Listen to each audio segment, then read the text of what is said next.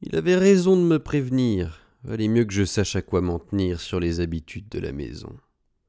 Des bêtises, j'en avais assez à mon actif tel quel pour 10 ans, au moins. Je tenais à passer désormais pour un petit peinard.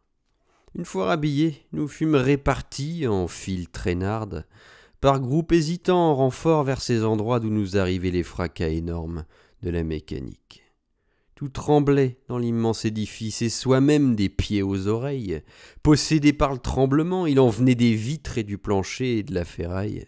Des secousses vibraient de haut en bas. On en devenait machine aussi soi-même à forcer toute sa viande encore tremblotante, dans ce bruit de rage énorme qui vous prenait le dedans et le tour de la tête, et plus bas vous agitant les tripes et remontait aux yeux par petits coups précipités, infinis, inlassables. À mesure qu'on avançait, on les perdait, les compagnons. On leur faisait un petit sourire à ceux-là en les quittant, comme si tout ce qui se passait était bien gentil. On pouvait plus parler ni s'entendre. Il en restait à chaque fois 3 ou 4 autour d'une machine.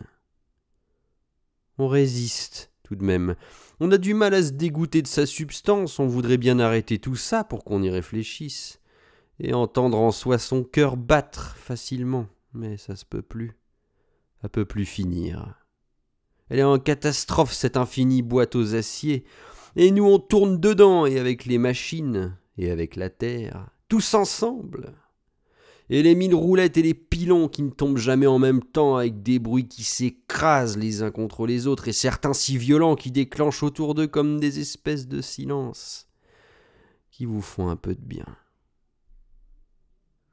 Le petit wagon tortillard garni de quincailles se tracasse pour passer entre les outils. Qu'on se range, qu'on bondisse pour qu'il puisse démarrer encore un coup, le petit hystérique.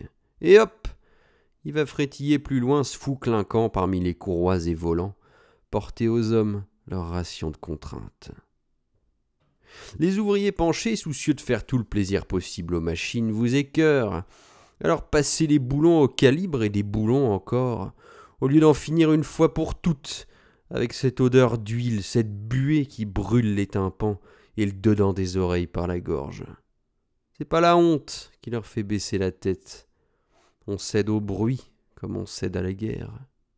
On se laisse aller aux machines avec les 3 idées qui restent à vaciller tout en haut, derrière le front de la tête. C'est fini. Par tout ce qu'on regarde, tout ce que la main touche, c'est dur à présent. Et tout ce dont on arrive à se souvenir encore un peu est raidi aussi comme du fer et n'a plus de goût dans la pensée. On est devenu salement vieux d'un seul coup. Il faut abolir la vie du dehors, en faire aussi d'elle de l'acier, quelque chose d'utile. On l'aimait pas assez telle qu'elle était, c'est pour ça. Faut en faire un objet, donc. Du solide, c'est la règle. J'ai essayé de lui parler au contremaître à l'oreille. Il a grogné comme un cochon en réponse, et par les gestes seulement il m'a montré, bien patient, la très simple manœuvre que je devais accomplir désormais pour toujours. Mes minutes, mes heures, mon reste de temps, comme ceux d'ici, s'en irait à passer des petites chevilles à l'aveugle d'à côté qui les calibrait. Lui, depuis des années, les chevilles, les mêmes. Moi, j'ai fait ça tout de suite très mal. On ne me blâma point, seulement après 3 jours de ce labeur initial, je fus transféré, raté déjà, au trimballage du petit chariot rempli de rondelles, celui qui cahotait d'une machine à l'autre.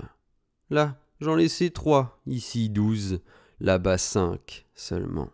Personne ne me parlait. On n'existait plus que par une sorte d'hésitation entre l'hébétude et le délire.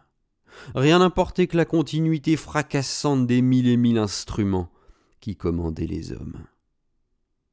Quand à 6 heures tout s'arrête, on emporte le bruit dans sa tête. J'en avais encore moi pour la nuit entière de bruit et d'odeur à l'huile aussi, comme si on m'avait mis un nez nouveau, un cerveau nouveau, pour toujours. Alors, à force de renoncer, peu à peu, je suis devenu comme un autre, un nouveau Ferdinand, après quelques semaines. Tout de même, l'envie de revoir des gens du dehors me revint. Pas ceux de l'atelier, bien sûr, c'était que des échos et des odeurs de machines comme moi, des viandes vibrées à l'infini, mes compagnons. C'était un vrai corps que je voulais toucher, un corps rose en vraie vie silencieuse et molle.